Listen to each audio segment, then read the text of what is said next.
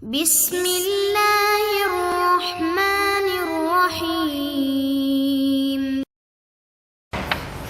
Bismillahirrahmanirrahim. Assalamualaikum warahmatullahi wabarakatuh.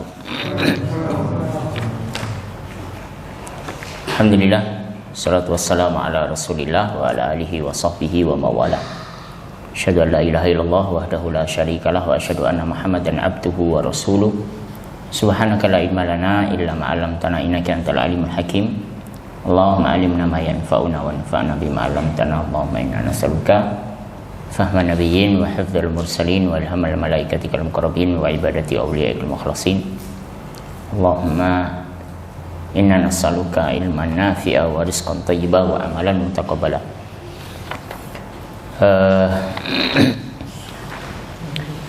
Setelah kita mengkaji jenis-jenis najis bersumber dari manusia maupun hewan, ada najis-najis yang diperselisihkan. Ini najis atau bukan? Para ulama masih belum ada kalimat atau satu kalimat. Ada yang menganggap najis, ada yang menganggap tidak najis.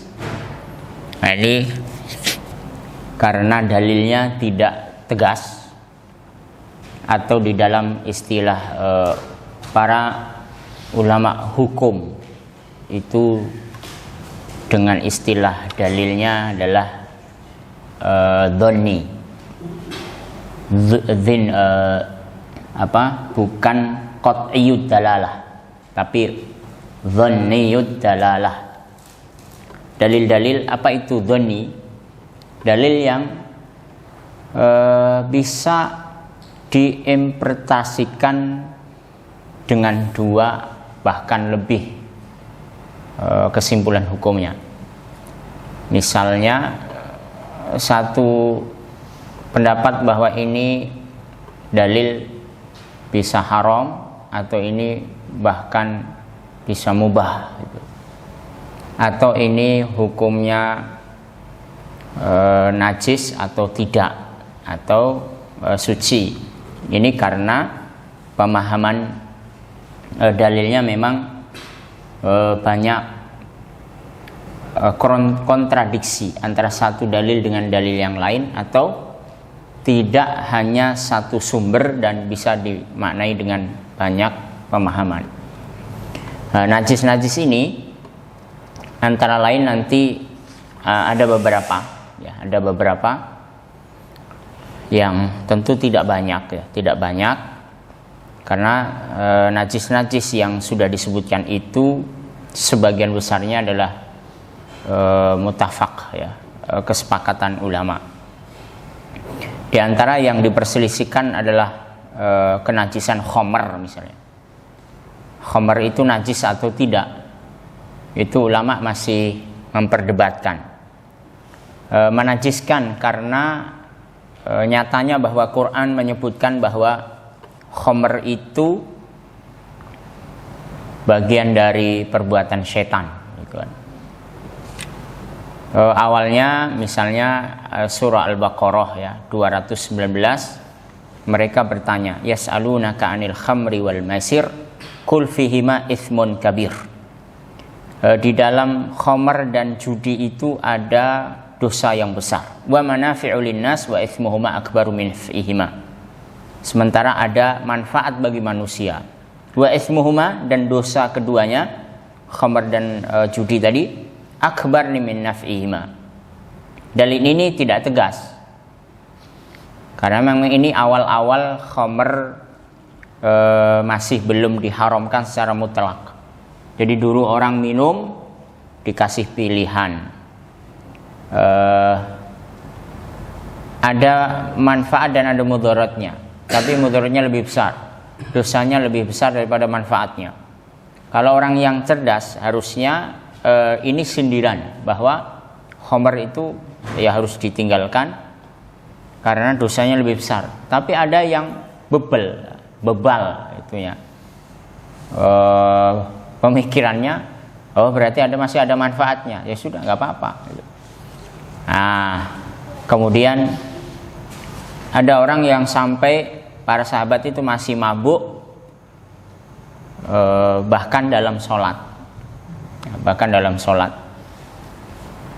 Ketika sholat mereka mabuk, maka dilarang ayat yang kedua, wala taqrabus sholata wa antum sukara hatta ta'lamu ma taqulun. Jangan kamu mendekati sholat ketika dalam keadaan mabuk. Artinya ya kalau mabuk jangan sholat. Nah barulah ayat yang tegas bahwa innamal khamru wal maisiru wal ansabu rijsum min amalis syaitan. Itu bagian dari innamal khamru, khamr, wal maisir wal azlam wal ansab. Azlam mengundi nasib, ansab berhala, rijsun, semua itu rijs. Rijs itu apa? Najis. Min amali syaitan, dari perbuatan syaitan. Sekarang kalau ditanya berhala najis atau enggak? Berhala itu apa? Patung. Padahal di ayat itu innamal khamru wal maisir wal ansab wal azlam. Ansab, azlam. Berhala dan mengundi nasib. Berhala itu rijsun, najis. Nah, ternyata patung patung itu enggak najis rupanya. Boleh dipegang dan seterusnya. Nah, terus kenapa ini najis? Rupanya najis maksudnya lah keyakinan kepada berhala itulah, bukan zatnya. Sehingga khamr itu juga diperselisihkan. Ada yang menganggap khamr itu najis itu dihukumi hukmiyah saja, statusnya haram diminum maksudnya. Tapi kalau khamr itu ternyata baju orang terus kena khamr, kecipratan atau ketetesan, apakah harus ganti baju kalau mau sholat atau enggak itu? Nah di sini perselisihan. Jumhur ulama mengatakan najis, khamr itu najis. Tapi ya, di madhab sebagian para ulama, ya, sebagian para ulama di antara adalah Imam Asy-Syaukani, kemudian Imam As-Sun'ani, dan sebagian yang lain, Imam Ar-Rabi'ah Ar-Rai, ini gurunya Imam Malik, mengatakan khamr tidak najis. Sebab ya sama dengan berhala mengundi nasib itu hukumnya saja. Tapi kalau zatnya ya enggak. Seperti misalnya apa yang biasa diidentikan dengan khamr, misalnya alkohol. Walaupun beda antara alkohol dengan khamr ya, sudah kita singgung di pertemuan sebelumnya.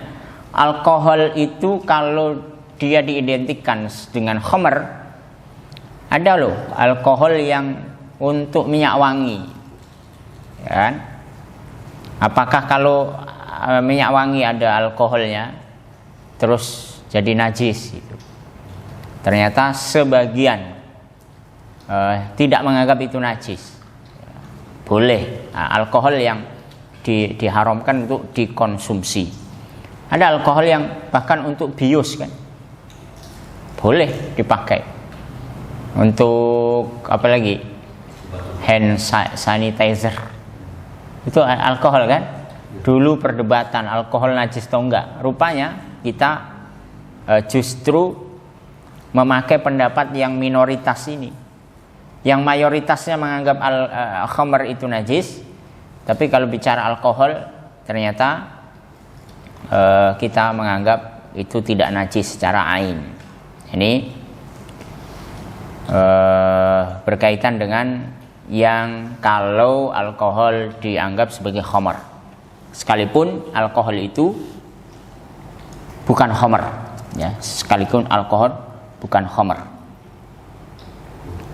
Dalilnya apa? Alasannya kenapa alkohol tidak dianggap khamr? Sebab kalau khamr itu untuk dikonsumsi, kalau alkohol bukan untuk dikonsumsi. Ada nggak orang konsumsi alkohol? Mati orang minum alkohol. Beredel semua ususnya. Jadi alkohol itu hanya sebagai campuran saja kan, bukan 100% terus diminum. Ya, alkohol berbeda dengan kalau khamr memang 100%. Misalnya dari apa? Biasanya orang membuat dari anggur atau dari kurma yang biasa di zaman jahiliyah itu anggur dan kurma. Ya barangkali sekarang ini apa macam-macam, ada anggur, ada apa lagi? Tua itu dari apa sih?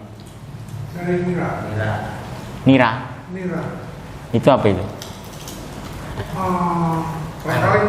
Kolang kaling ya. Oh. Nah itu ada mungkin dari bukan kolang kaling tapi dari kelengkeng. Macam-macam ya, bisa saja. Itu memang ya hampir 100% untuk minum, tapi kalau alkohol bukan untuk dikonsumsi. Dan ternyata semua makanan itu tumbuh-tumbuhan ada kadar alkoholnya. Apakah haram? Misalnya apa? Durian alkohol nggak tuh? Banyak banget tuh alkoholnya. Apa terus haram durian? Nah, tape itu apa hukumnya? Itu alkohol difermentasi, katanya orang jadi mabuk. Disitulah bahwa alkohol itu ternyata berbeda dengan khamar. Ya, ada yang menganalisa demikian. Walaupun ada sebagian ya berpendapat alkohol ya khamar, karena alkohol itu mabuk. Ya, alkohol itu memabukkan. Padahal semua yang memabukkan ya kullu muskirin khamrun. Semua yang memabukkan itu khamar. Karena makna khamar itu apa? Khamar artinya dari kata khimar. Kalau kita khamara artinya menutup. Kayaknya khimar, seorang perempuan itu disyariatkan pakai khimar untuk menutup kepala, ya, aurat bagian kepalanya. Nah, khamar itu artinya menutup. Menutup apa? Menutup akalnya. Dia bisa ngefly, dia bisa nggak sadar atau biasa apa ngefly itu apa sih maksudnya apa? Terbang. Ya ini padahal itu orang harusnya jangan dibuat ngefly, tapi dikasih makna yang buruk gitu, sehingga orang tidak ingin mabuk gitu. Mabuk terus apa dimaknai dengan makna yang tidak buruk di negeri kita ini. Misalnya pelacur gitu kan, dimaknai apa, diberi definisi bukan pelacur tapi pekerja. Ya kan, itu nggak benar itu kan sebenarnya. Harusnya ya sampah masyarakat gitu aja, atau apa malah sekarang apalagi dikasih nama kupu-kupu. Nah kan, kupu-kupu kan identik dengan keindahannya, dengan kelembutannya, dengan ini kan jadi ya kita pelan-pelan digiring untuk menganggap bahwa itu biasa gitu. Atau diganti jadi zina jadi kencan misalnya. Ya, kencan kan beda. Ya, kencan itu beda dengan zina. Ya, jadi diarah-arahkan seperti halnya dengan mabuk ini ya. Jadi ngefly. Jadi alkohol ada yang mengatakan itu bagian khamar, ada yang tidak. Maka alkohol ya nggak najis. Bahkan alkohol pun sebagian tidak haram kalau dia ada di makanan, ada di makanan secara alami. Anggur loh, bukan kan anggur itu dibuat untuk mabuk, berarti ada alkoholnya di situ. Terus Mungkin beras ya. Ada alkoholnya nggak beras? Bisa jadi ya. Hanya kadarnya berapa persen begitu. Nah, alkohol itu ada di setiap makanan, hampir-hampirnya. Dan bisa juga yang memabukkan itu bahkan nol alkohol. Bisa saja. Bir misalnya. Bir apa namanya? Bintang. Itu berapa alkoholnya? 0% alkohol ya. Apa terus halal? Ya ini untuk mabuk-mabukan. Terus ada beras kencur itu berapa alkoholnya? Ada katanya 14 atau berapa. Nah, apa hukumnya itu beras kencur ada alkoholnya itu? Nah, tentu ini dikaji lagi ya. Ada apa cap orang tua apa? Nah, terus ada yang nol betul-betul itu bukan alkohol. Apa? Pil koplo atau ekstasi, ganja atau itu bisa saja bahkan tanpa alkohol ya. Sabu-sabu atau opium dan yang di apa serbuk-serbuk itu ya, apa sabu ya, itu mabuk walaupun mungkin tanpa alkohol. Ternyata antara khamr dengan alkohol ada kesamaan dan ada perbedaannya. Nah, ini alasan kenapa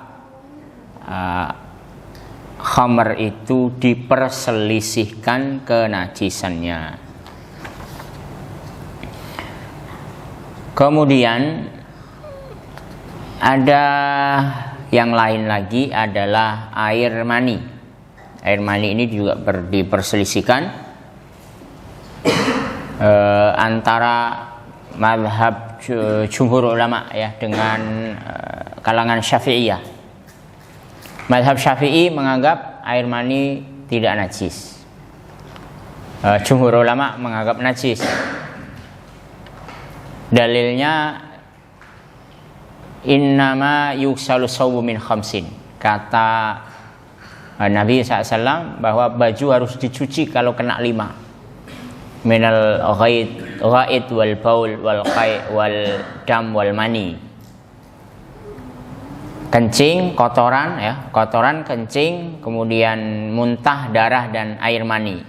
Ini 5 ini kalau kena baju innama yuksalu sawbu ya harus dicuci. Ya jelas ya, air mani disebut di hadis ini.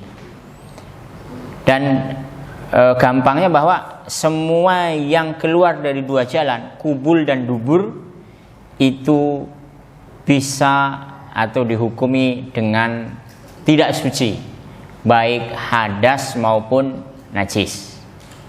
Kalau dia berbentuk, bertekstur, ada hakikatnya ada, bendanya ada, maka dia dihukumi najis. Kalau tidak ada bendanya, tapi ada yang keluar, apa itu? Gas. Ya, nggak ada bendanya, tapi ada yang keluar, maka itu dihukumi hadas.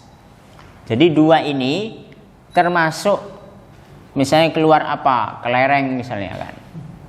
Lagi ngecen keluar kelereng. Apa hukum kelereng itu? Ya keluar dari 2 lubang itu ya dihukumi najis. Nah, sehingga mani dihukumi najis. Dan ini juga dalilnya diriwayatkan oleh Aisyah bahwa Aisyah mengerok pakaian Rasulullah SAW yang membekas air mani. Ini dalilnya. Terus pendapat yang tidak menajiskan air mani itu berdalil bahwa air mani itu satu, dia bahan dasar manusia, bahan dasar bayi. Bayi kalau lahir, bayinya itu nggak najis, manusia itu nggak najis, sebab manusia itu mulia, makanya tidak dinajiskan oleh Allah Subhanahu Wa Taala. Walaqad karramna bani Adam, kami muliakan anak cucu Adam, sehingga karena dia mulia maka dihukumilah dalam syariat bahwa manusia tidak najis, baik mukmin ataupun dia kafir, bukan najis ainnya.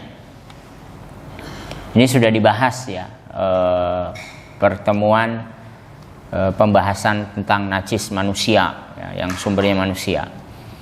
Jadi air mani kalau dia dihukumi najis, ini nggak nyambung, karena sumber dasarnya najis, maka hasilnya juga harusnya najis. Maka karena produk hasilnya itu tidak najis, ya sumbernya tidak dihukumi najis. Nah, ini dalil alasan yang pertama. Kemudian ada hadis yang lain ya. Bahkan innama huwa bimanzilatil busaq awil mukhat. Sesungguhnya mani itu bimanzilatil busaq. Dia posisinya sama dengan al-busaq, ludah, awil mukhat atau ingus. Innama kana yakfika an tamsah bihirqatin au idhir. Cukuplah ya dahak ya, dahak tadi atau lendir, ingus, ludah itu cukup dibersihkan, antamsah, dilap pakai kain basah, itu sudah cukup. Jadi nggak perlu disucikan sebab dia tidak najis. Nah, ini alasan, dalil ya, yang bisa dijadikan sandaran bahwa mani tidak najis. Dan Aisyah juga, kalau tadi dikatakan dikerok bekas air mani, itu dalil bahwa air mani enggak najis. Ya, dalilnya digunakan untuk menajiskan air mani oleh pendapat jumhur, justru dijadikan bantahan pendapat mazhab Syafi'iyah. Itu buktinya bahwa air mani enggak najis. Kalau najis bukan dikerok tapi dicuci harusnya. Nah, itu alasan-alasan dari dua pendapat. Ada yang menajiskan dan ada yang tidak menajiskan. Kemudian alasan yang lain, tidak mungkin benda najis dimasukkan ke dalam tubuh manusia, itu nggak mungkin. Dan misalnya seorang disuntik pakai air kencing disuntikkan, maka itu dilarang karena air kencing najis. Sehingga vaksin misalnya, kalau dia dari babi, boleh nggak itu vaksin dari babi? Ya nggak boleh, karena babi itu najis, tidak boleh dimasukkan ke dalam tubuh manusia. Kecuali memang ada kaidah yang nanti bisa dikecualikan kalau tidak ada cara lain. Misalnya donor darah. Ada nggak? Darah itu kan najis, tapi dimasukkan lagi untuk donor. Nah, ada nggak benda yang nggak najis yang bisa menggantikan darah misalnya? Ya nggak ada. Nah, ini jadi tidak ada hukum haram di sini. Atau obat, ya makan obat tuh harus suci obatnya. Terus apalagi infus, semua itu kan suci. boleh dimasukkan ke dalam tubuh. Tapi kalau benda najis nggak bisa. Dan air mani berarti dia suci. Nah, karena haram hukumnya benda najis dimasukkan ke dalam tubuh manusia. An Aisyah radhiyallahu anha annaha kanat tafrukul mani min saubi Rasulillah summa yusalli fihi. Nah, ini dalil yang Aisyah mengerok air mani dari pakaian Rasulullah, kemudian Rasulullah sholat dengan baju itu. Ini yang diperselisihkan. Kemudian ada yang diperselisihkan yang lain adalah kotoran hewan yang dagingnya halal. Kotoran kambing, kotoran ayam nih, suci nggak? Kotoran ayam, kotoran sapi, tai kebo, tai semua yang dalam tanda petik dagingnya boleh dimakan ya. Kalau kita lihat kotoran ayam, ya jelas kita hukumi sebagai najis. Kenapa? Sementara pendapat mazhab Hanabilah, Imam Ahmad bin Hambal tidak menajiskan. Kenapa? Ya jelas sesuatu yang boleh dimakan, dagingnya dimakan, hasil produknya apa? Loh, kalau sumbernya itu boleh dimakan, ya dia keluar, ya tentu tidak najis. Itu alasan dasarnya. Sapi boleh dimakan, dia makan rumput, dia makan apa, keluar ya nggak najis. Itu. Jadi ini alasan dasarnya. Kecuali kalau cicak, ya. Cicak itu haram dimakan, maka kotorannya jadi haram. Kucing haram dimakan, kotorannya jadi haram. Dulu ada sempat viral itu, tai kucing sama apa, ya, kencing kucing nggak najis gitu kan. Itu nggak cocok dengan mazhab manapun itu. Ya, bahkan mazhab Hambali yang tidak menajiskan tai ayam aja itu berpendapat bahwa tai kucing ya najis. Nah, sementara ya kita agak aneh ya pendapat yang tidak menajiskan kotoran. Kotoran itu yaitu dalilnya apapun kotoran kalau keluar dari kubul dubur itu dihukumi najis. Innama yuksalu saubu min khomsin. Lagi-lagi ya 5 ini tadi, baju dicuci dari 5, minal ghaid wal baul wal qai wal dam wal mani. Ini 5 hal.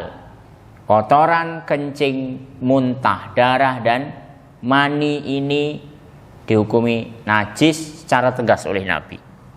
Apapun kotorannya, baik kotoran yang halal maupun yang haram dagingnya, maka dia najis. Dalilnya banyak ya, banyak yang menyebutkan itu. Di antaranya adalah ketika Rasulullah SAW minta Ibnu Mas'ud, ya, inna Nabi talaba minhu ahjarul istinja. Nabi menyuruh Ibnu Mas'ud, Abdullah bin Mas'ud, untuk nyari batu untuk istinja.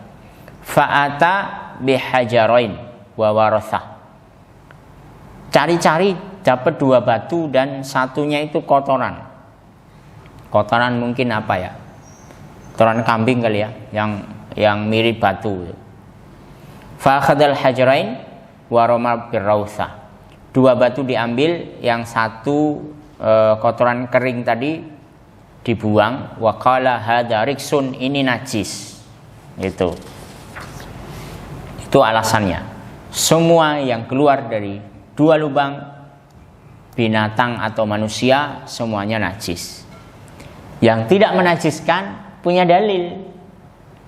Dalilnya langsung dari perbuatan Nabi SAW ketika Rasulullah SAW belum punya masjid. Karena Nabi yusalli qabla ayyubna al-masjid fi marabidhil ghanam. Riwayat Bukhari Muslim menceritakan bahwa Nabi ketika belum punya masjid, beliau yusalli, sholat, fi marabidhil ghanam, di kandang kambing. Jadi kita bisa bayangin tuh kandang kambing kayak apa aromanya, kayak apa bentuk dan kebersihannya. Pasti itu ya nggak steril dari najis, kotorannya atau kencingnya. Nabi sholat di situ. Memang boleh sholat di tempat yang najis. Nah, dua kemungkinan. Ya, atau satu pasti yang jelas bahwa kotoran dan kencing kambing tidak najis. Kenapa? Jelas, gampang. Itu kan kambing, halal dagingnya. Kotorannya maka tidak najis. Ini alasan madhab Hanafi, Hanabilah, madhab Ahmad bin Hanbal. Ada dalil yang lain. Ini juga Imam Bukhari Muslim meriwayatkan. Qadima unasun min Uklin au Urainah. Ada orang datang ya. Ini ada yang mengatakan jumlahnya 8 orang. Itu datang dari suku Ukel, Uklin au Urainah atau suku Urainah. Fastawul Madinah, mereka datang ke Madinah. Kemudian mereka sakit. Saat mereka sakit karena cuaca Madinah itu tidak bersahabat, fa'amarohumun Nabi biliqahin. Nabi perintahkan tamunya tadi, memerintahkan mereka untuk mendatangi onta-onta di kandang ya, kandang ontanya Nabi. Wa an yashrabu min abwaliha wa albaniha. Nabi perintahkan untuk diambilin perahin susu plus air kencing onta. Air susu onta sama air kencingnya itu dicampur, terus disuruh minum. Nah, obat atau bukan? Nah, ternyata bisa sembuh itu sakitnya. Nah, ceritanya tapi sayang. 8 orang ini habis sembuh malah ngerampok ontanya Nabi, dirampok, penjaga kandangnya dibunuh. Nah, ini kalau dilanjutin seru ini. Jadi akhirnya mereka dikejar oleh Nabi, kejar, ditangkap, dicongkel matanya, dipotong-potong tangan kakinya. Jadi terus dibiarin di padang pasir kepanasan. Yaitu kenapa ini dihukum begitu tegas Nabi SAW? Karena dia sudah ditolong, sudah sakit, disembuhkan malah kurang ajar. Ini akhirnya dihukum demikian. Nah, dari sini, dari perbuatan Nabi SAW, itu hadis atau sunan fi'liyah ini, dihukumi bahwa kencing onta kenapa suruh minum? Gak mungkin dong itu najis. Loh, masa kencing onta gak najis? Nah, karena ontanya halal, maka kencingnya juga gak najis. Boleh gak sekarang kita minum kencing onta? Nah, ya. Nanti kalau itu ada mahasiswa atau dari mana, suruh botolin aja untuk oleh haji atau umroh. Kencing onta boleh diminum dari hadis ini. Gak mungkin Nabi memerintahkan untuk memerintahkan minum kencing kalau itu dihukumi najis. Itu dalil alasannya ya. Nah, tentu ini berselisih sendiri ya, pendapat yang tidak menajiskan air kencing hewan yang halal dagingnya, baik apapun nanti, itu dibantah oleh yang menajiskan. Yang menajiskan ya mazhab Syafi'i dan itu. Yang menajiskan maka haram hukumnya memperjualbelikan benda najis. Jadi nggak boleh. Kalau yang menghukumi halal tadi bukan halal tapi tidak najis, maka kotoran hewan unta, sapi, kambing, ayam boleh dibisniskan, jual boleh. Tapi kalau yang menghukumi najis nggak boleh menjual benda najis. Jadi pupuk organik itu bagaimana? Ini ya transaksinya. Ya transaksinya harus dirubah. Itu bukan jual kotoran, tapi jual karung. Jual karung gratis kotoran. Ya gitu ya. Termasuk darah juga sama. Darah, kemudian yang najis-najis lah, itu nggak boleh diperjualbelikan. Nah, bagaimana jawaban untuk yang menajiskan atau yang tidak menajiskan tadi? Itu dijawab oleh jumhur ulama. Pertama, kalau hadis Nabi sholat di kandang kambing, ya nggak ada masalah. Ya, sholat di kandang kambing itu nggak ada masalah. Kenapa? Karena toh bumi semua ini dijadikan oleh Allah Subhanahu wa taala untuk tempat sujud. Ju'ilatil ardu li wa li ummati masjidan wa tahura. Jadi bumi seluruhnya di pojok manapun, di jengkal manapun, itu untuk umatku masjidan wa tahura. Boleh untuk masjid, boleh untuk bersuci. Jadi termasuk kandang kambing ya boleh untuk sholat. Nah, memang ada masalah apa? Dengan syarat apa? Ya bisa saja tadinya memang kandang kambing, terus kalau sudah dijadikan masjid, boleh kan? Ini dulu tempat apa nih?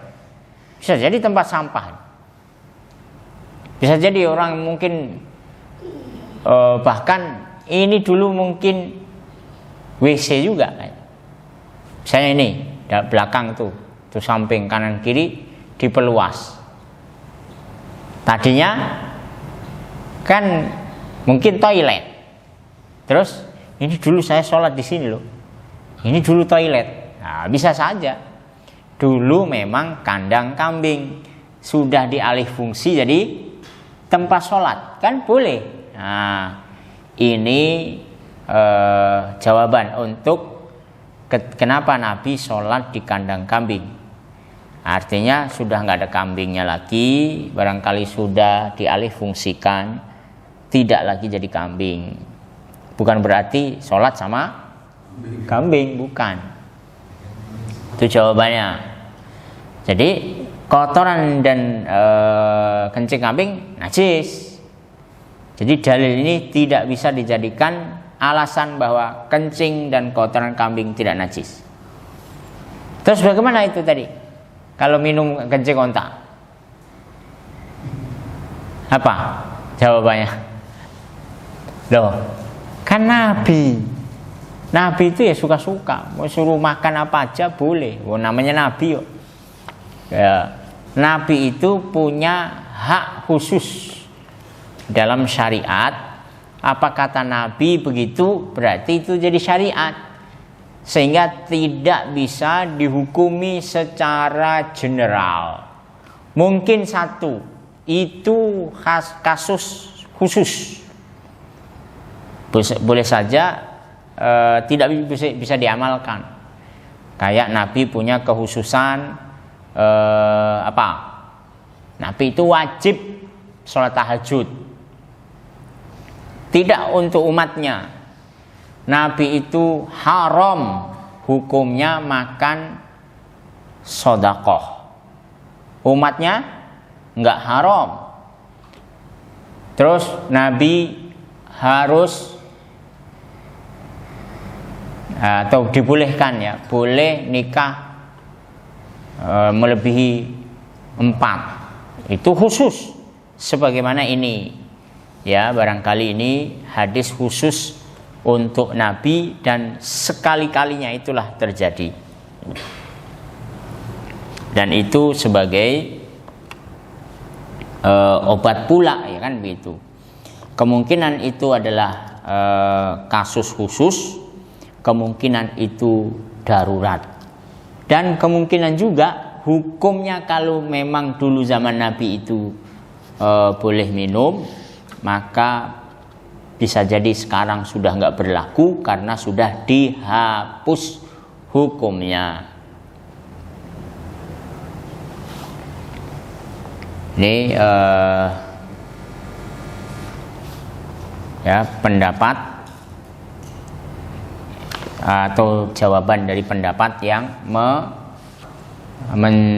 tidak menajiskan unta ya, kencing dan kotoran unta.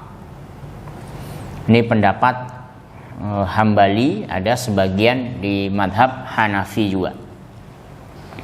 Kemudian bangkai hewan 2 alam. Bangkai hewan 2 alam ini sudah dibahas. Perbedaannya mereka masih belum sepakat apakah sebenarnya ada hewan 2 alam atau enggak. Nah, hewan 2 alam. Kalau di mazhab Syafi'i ya, kayak buaya itu 2 alam. Tapi menurut sebagian mazhab enggak ada hewan kok 2 alam itu enggak ada. Hewan ya 1. Kalau dia hidup di laut ya di laut. Hanya mungkin dia sebenarnya hidupnya di laut, tapi bisa hidup lama di darat, gitu kan? Buaya hidupnya di laut atau darat? Di laut, tapi bisa lama di darat, kan gitu. Terus apa? Kodok. Kodok itu di laut atau di darat? Ya, kodoknya jenis apa dulu? Ada kodok yang hidupnya di laut, tapi ada yang hidupnya di darat.